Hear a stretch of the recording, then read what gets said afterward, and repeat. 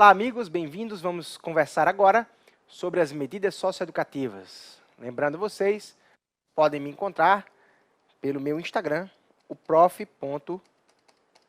de Sá. Quando seguir, não fique me seguindo na moita, mande um alô, diga de onde você me assiste, o que é que está achando das aulas. E aí eu já vou começar a minha torcida positiva aqui por vocês. E já sei os nomes que eu vou procurar no listão, né? Melhor do que ver a vida dos famosos e a fofoca do BBB, é melhor escutar e ler as minhas dicas. Vamos lá. Bem, antes de eu entrar nas medidas socioeducativas propriamente, eu gostaria de fazer para vocês uma introdução. Né? No bloco em que nós conversamos sobre a teoria dos atos infracionais, nós vimos que crianças não podem ser responsabilizadas por ato infracional. É o que nós chamamos de quê? De irresponsabilidade infracional. O adolescente não é responsabilizado por crime, mas pelo ato infracional ele é. E essa resposta, essa sanção, são as medidas socioeducativas. A medida socioeducativa é um tanto de eufemismo, né, para não tratar o adolescente como um apenado, um condenado. Mas, por outro lado, essa expressão não é uma expressão vazia, porque, de fato, nós temos uma preocupação primordial em corrigir o adolescente. Corrigir, em educá-lo, em retomar o bom rumo dos seus valores, ou retomar ou colocá-lo em bom rumo, por isso o nome educativa.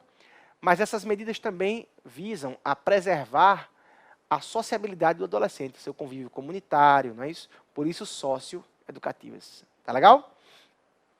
Então, essas medidas socioeducativas são classificadas conforme elas impliquem ou não a segregação do adolescente.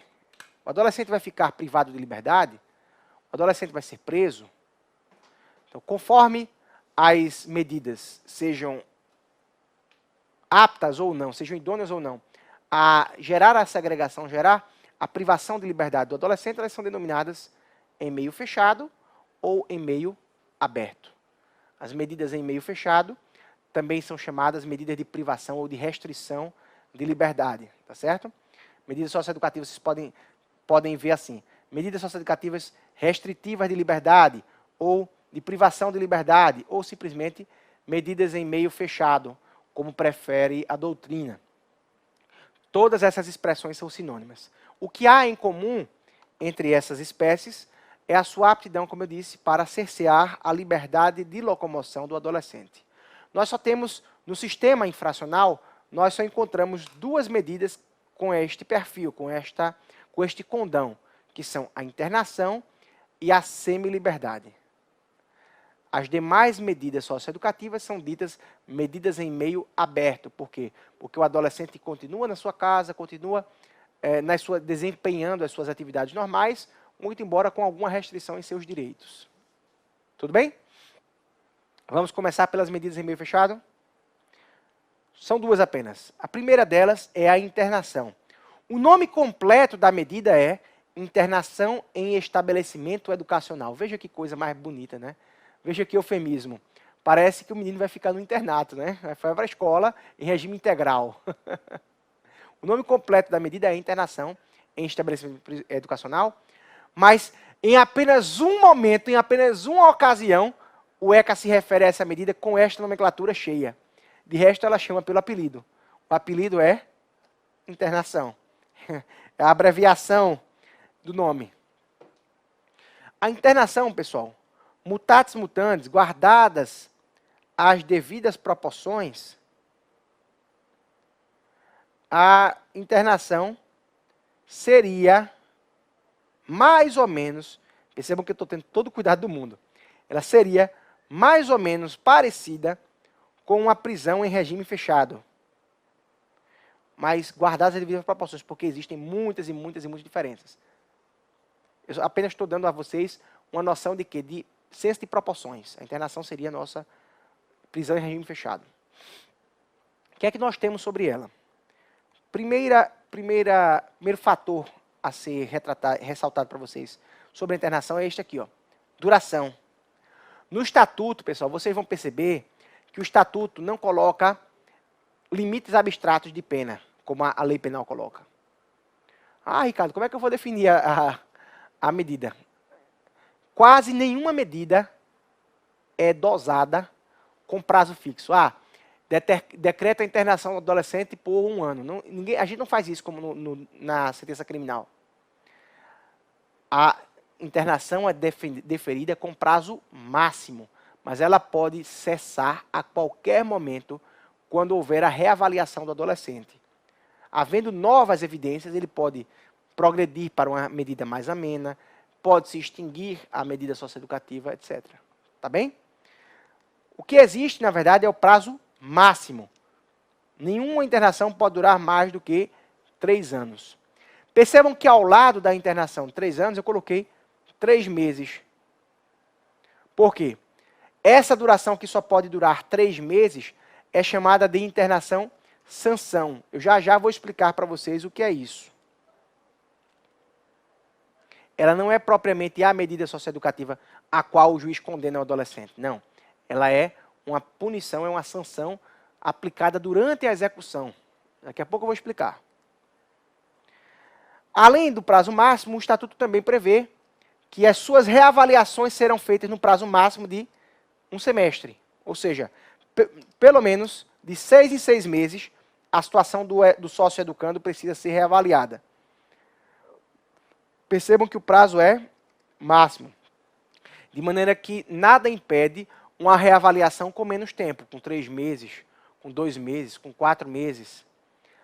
Nós vamos ver em momento oportuno que a lei do SINASE, a lei do Sistema Nacional Socioeducativo, permite que por requerimento do Ministério Público, dos pais, do adolescente, da unidade de execução, é possível que haja uma reavaliação prematura. Tá bem? Como eu disse a vocês, não há prazo predeterminado de pena, como existe no processo penal. Existe prazo máximo e, se a reavaliação for positiva, a primeira reavaliação, o adolescente já pode progredir. Não há aquele limite objetivo que existe na execução penal. Ah, na execução penal só se progride com tantos % da pena, com tanta fração da pena. Não há isso aqui. O que interessa para a gente, lembra, a medida é socioeducativa. O que interessa, para fim de progressão ou mesmo de extinção da medida socioeducativa, é o atingimento da finalidade pedagógica. O adolescente desenvolveu o senso de criticidade, ele percebe que fez mal, ele demonstra arrependimento, ele demonstra uma disposição para se redimir com a sociedade, é isso. Outra característica, outra baliza da internação é esta aqui, ó. A internação pode se estender até, no máximo, os 21 anos.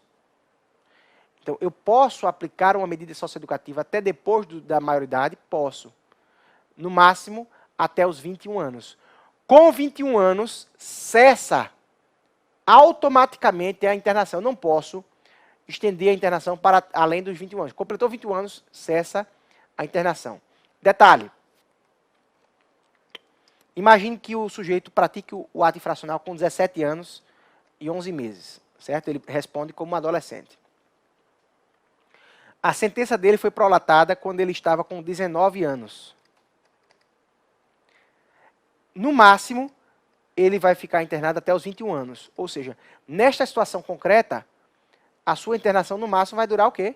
2 anos. Então vejam, limite máximo de duração 3 anos, mas nenhuma internação pode se estender além dos 21 anos de idade. Tá bem? Competência. Quem é o juízo competente para executar a internação? É o juízo do foro, onde se situa a unidade de internação. Competência territorial, não é isso? Olha, pessoal, um dos aspectos mais importantes, mais relevantes para vocês saberem sobre a internação é este aqui, ó. As hipóteses de internação são taxativas. Percebam, a lei não coloca tipos penais, dizendo, oh, esse tipo aqui vai ser punido com internação, esse aqui não é assim. O artigo 122 do ECA define 3 situações, as únicas 3 hipóteses nas quais o juiz pode determinar a internação para o adolescente. Primeira hipótese, se o ato infracional for cometido com grave ameaça ou com violência à pessoa. Um homicídio, um roubo, um latrocínio, uma lesão corporal. Claro, dependendo da gravidade da lesão corporal, não faz sentido internar. Segunda hipótese, reiteração do cometimento de faltas graves. Ou seja, aqui eu estou pressupondo o quê? Que o adolescente já não é mais primário. No âmbito infracional, a gente não chama reincidência, chama de reiteração. A reiteração seria mais ou menos o que equivale a uma reincidência. Tá bem? Então percebam, se o ato infracional for praticado com violência ou grave ameaça à pessoa, eu posso aplicar a internação mesmo que o adolescente seja primário. Se o ato for praticado sem violência ou grave ameaça, é inadmissível aplicar internação a ele. Eu só poderia aplicar se ele for o quê? Reiterado. Se ele já tiver uma condenação anterior por fato anterior. Terceira hipótese de internação. Lembra que eu falei aqui para vocês, eu botei um asterisco, olha, já vou explicar para vocês o que é a internação-sanção, essa internação que no máximo dura 3 meses. Essa internação aqui, ó. Quando o adolescente descumprir reiterada e injustificadamente medidas socioeducativas a ele impostas. Essa é a chamada internação-sanção. Ela é uma sanção, é uma punição aplicada no bojo, no curso da execução de medida. O adolescente foi condenado a uma medida socioeducativa em meio aberto, uma prestação de serviço. Se está descumprindo, ele pode, em razão do descumprimento, receber uma internação-sanção. Observem a súmula 265, né, que se aplica também analogamente ao caso da internação-sanção, conforme a jurisprudência do STJ. Ou seja, eu não posso decretar a internação-sanção do adolescente por descumprimento sem antes ouvi-lo. E eu ouço esse adolescente em audiência. Cuidado, pessoal. Se você tiver um material de estudo aí 2017 para trás, ele vai estar desatualizado. Até 3 anos, 4 anos atrás, a jurisprudência do STJ era no sentido de que só se considerava reiterado ao adolescente se ele praticasse o terceiro ato infracional, diferentemente da reincidência, que basta uma condenação anterior. Mas, já de alguns poucos anos para cá, o STF mudou esse entendimento e o STJ seguiu. Então, para que o adolescente seja considerado reiterado, basta que ele tenha uma condenação anterior e pronto. Tá bem? Terceira observação. Lembra que eu disse, olha, a internação é mais ou menos, aproximadamente, eu tive toda a cautela do mundo ao fazer essa analogia, ao estabelecer essa analogia. A internação é mais ou menos como se fosse a nossa prisão em regime fechado. Lembra disso? Pois bem, esse mais ou menos é bem mais ou menos mesmo. Por quê? Porque enquanto o regime fechado, a prisão em regime fechado não admite atividades externas, na internação, a regra é que o adolescente possa realizar atividades externas. Por exemplo, vai para uma palestra, vai assistir a um espetáculo, vai participar de uma oficina, de um curso profissionalizante. Ele pode fazer atividade fora da unidade. Tá bem? Só não pode se houver o quê? Determinação judicial em contrário, devidamente fundamentada. Além disso, a decisão que proibiu a atividade externa pode ser revista a qualquer momento. Olha, isso aqui em Pernambuco a gente diz assim, cheiro ruim é caatinga, né? Aqui em Pernambuco a gente chama de caatinga. Essa observação 4 aqui tem caatinga de prova. Isso cai, mas cai mais do que Neymar na Copa do Mundo. É um assunto neymariano. Tráfico de entorpecentes, por si só, não autoriza a internação provisória, ou a internação do adolescente. Não autoriza. Então, o adolescente cometeu tráfico. Tráfico é um crime gravíssimo, né? Inclusive aqui parado é hediondo, mas no âmbito infracional a resposta é relativamente suave. Por quê? Porque o tráfico não é cometido mediante violência nem grave ameaça à pessoa. Por isso, para o adolescente, só é possível aplicar internação se ele for reiterado. Então, adolescente primário não pode receber internação como medida socioeducativa. Súmula 492 do STJ. Muita atenção Muito cuidado a súmula 492, porque ela é muito recorrente em concursos, tá certo? Vamos agora nos debruçar sobre a segunda medida socioeducativa, que é a medida de semi-liberdade. Também utilizando aquele parâmetro bem grosseiro, a semi-liberdade é mais ou menos como se fosse a nossa pena em regime semiaberto. Tá bem? Semiaberto. A semi-liberdade é uma medida mais branda do que a internação. Por quê? Porque ela permite saídas temporárias do adolescente para casa. O adolescente pode ter as suas atividades todas fora da unidade, só volta para a unidade para se recolher para dormir. Mais ou menos, está quase como um regime aberto, viu? Tá quase um regime aberto. Ela é lembra um pouco semi-aberto, lembra um pouco aberto. Em relação à semi-liberdade, o estatuto é muito lacônico, é muito econômico. Porque ela diz assim, ó, onde eu não estabelecer normas específicas, você vai se reportar, vai se remeter à internação. Então, aplicam-se subsidiariamente à semi-liberdade as normas da internação. Vamos lá. Prazo máximo para a semi-liberdade igual à internação, 3 anos. Aliás, quase todas as medidas socioeducativas são 3 anos. Reavaliações, no máximo semestrais, igual à internação. Assim como a internação, como se aplicam subsidiariamente a regra da internação, também pode se estender até os 21 anos. Competência para a execução é da vara da infância, onde se situa a unidade onde o adolescente cumpre medida. Aqui em Pernambuco nós chamamos de CASEM, mas isso não é obrigatório receber a mesma nomenclatura em outros estados. Olha aí.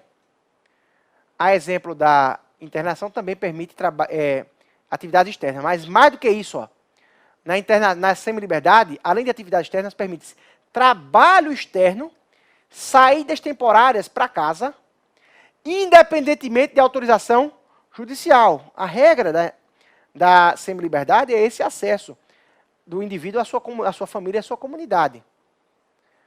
Na semi-liberdade são obrigatórias a escolarização e a profissionalização, porque é o elemento sócio, né? Socioeducativo, o elemento social é esse.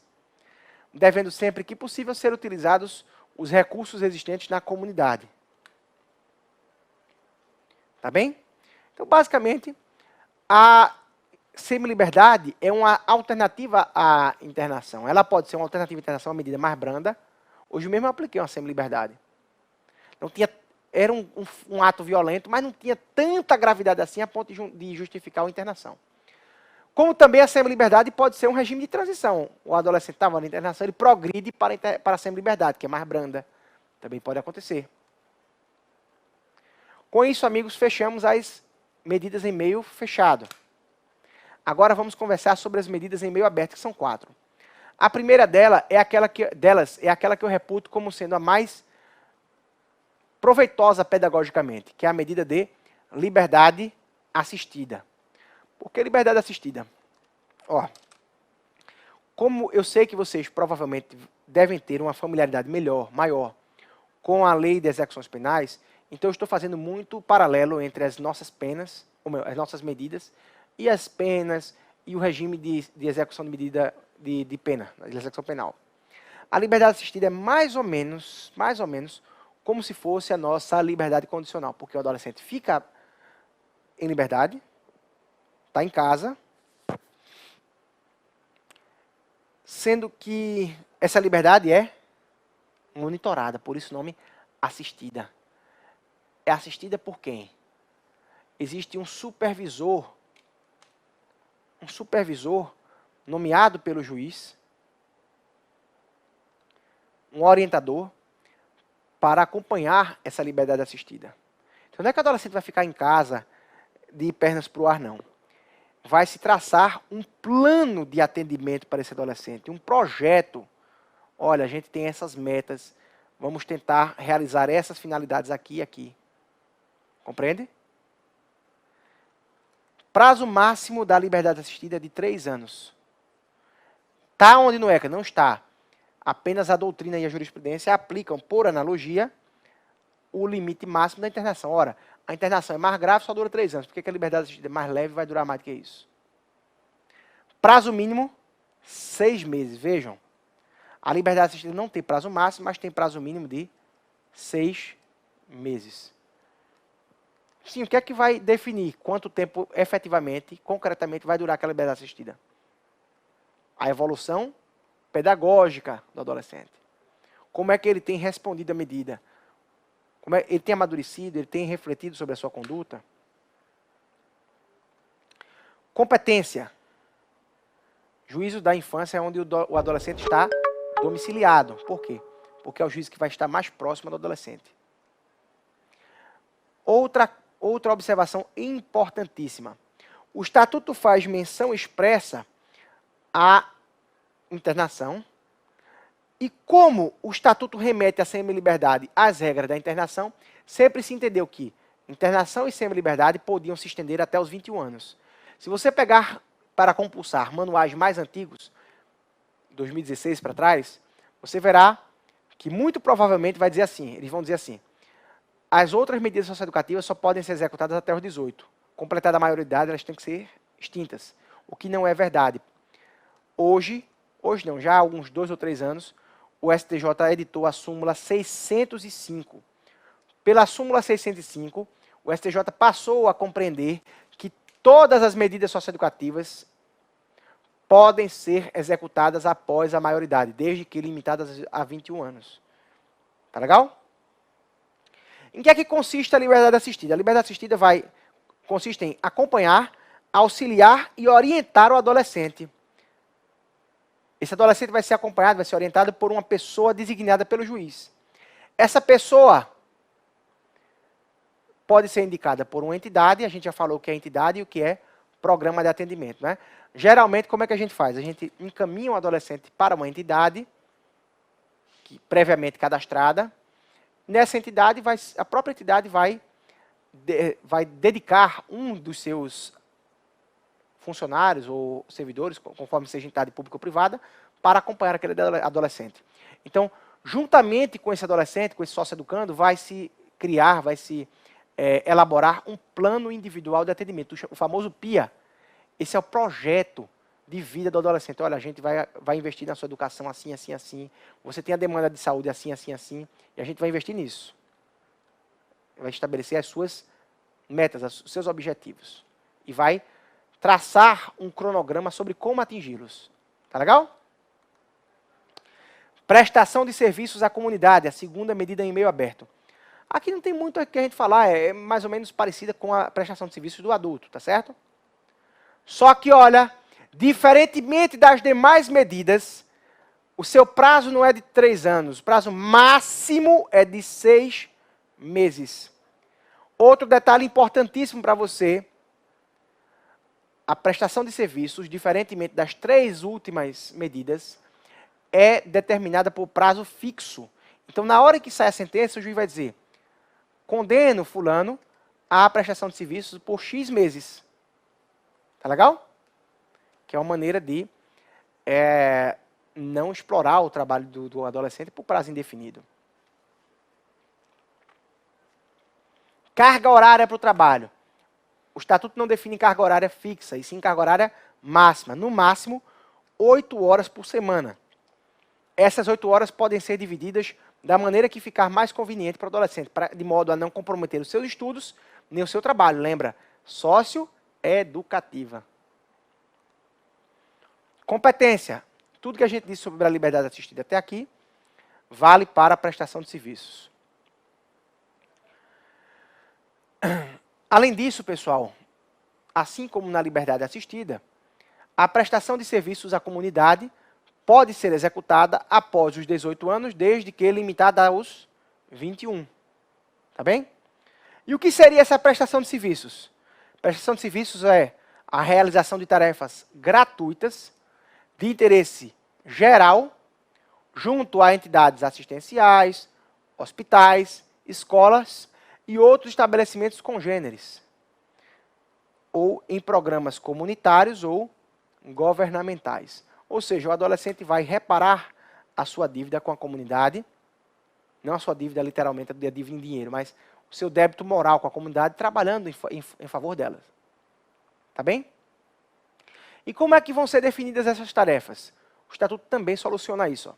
As tarefas serão atribuídas conforme as aptidões do adolescente e podem ser cumpridas, olha aí, sábado, domingo, feriado, em dias úteis, manhã, tarde, noite, de maneira que não prejudicar nem a frequência escolar, nem a jornada normal de trabalho. Eu não posso utilizar a prestação de serviços para deseducar ou para precarizar a vida do adolescente. Não é para isso que ela serve. Tá legal? Como é que na prática o juiz vai fixar a medida, Ricardo? Não existe dosimetria, como eu disse a vocês. Quando a gente vai determinar a medida, a gente leva em consideração a gravidade concreta do fato e as condições pessoais do adolescente. Certo?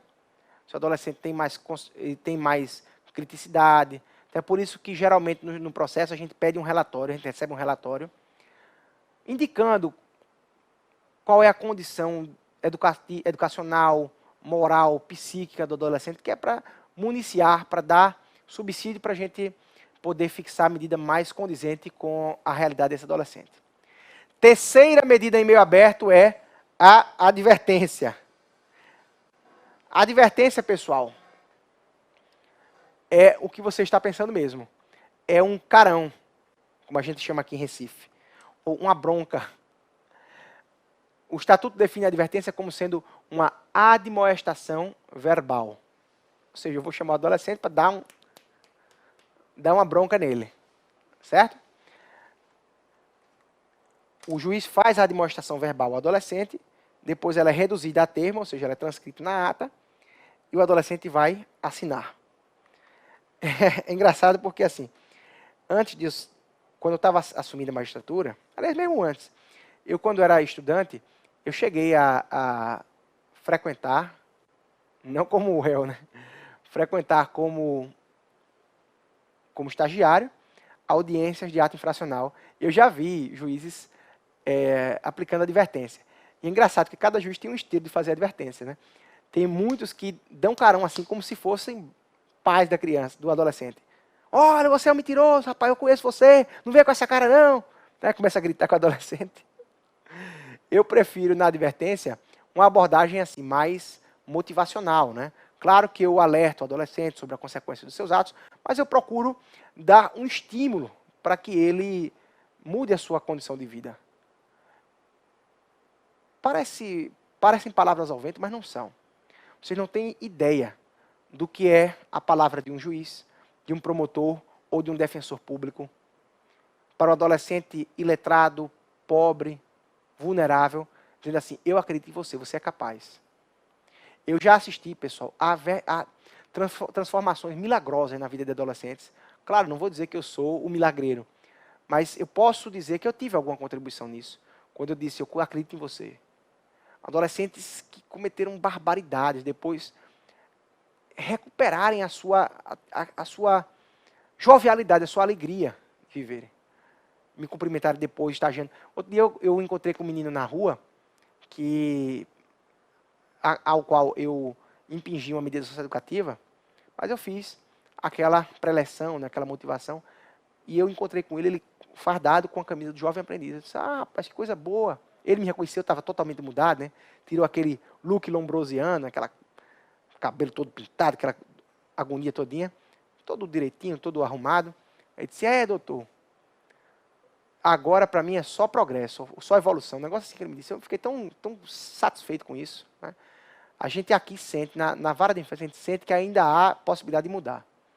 Para o criminoso mesmo é mais difícil, bem mais difícil.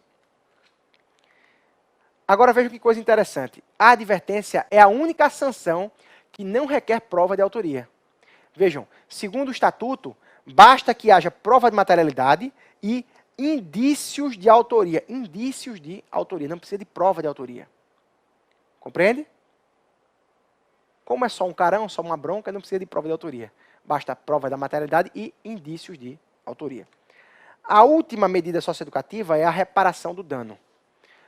Segundo o Estatuto, a reparação do dano é cabível naqueles atos infracionais que possuem reflexos patrimoniais. Um furto, um dano. Né? O que é que acontece? Vocês, com a graça de Deus, trabalharão, serão agentes do sistema de justiça e trabalharão com adolescentes infratores. E vocês vão perceber que o nosso público é muito pobre. Então a gente muito raramente vê uma reparação de dano. Sobretudo porque a interpretação que prevalece na doutrina é de que só cabe a condenação do adolescente a reparar dano quando ele tiver renda própria.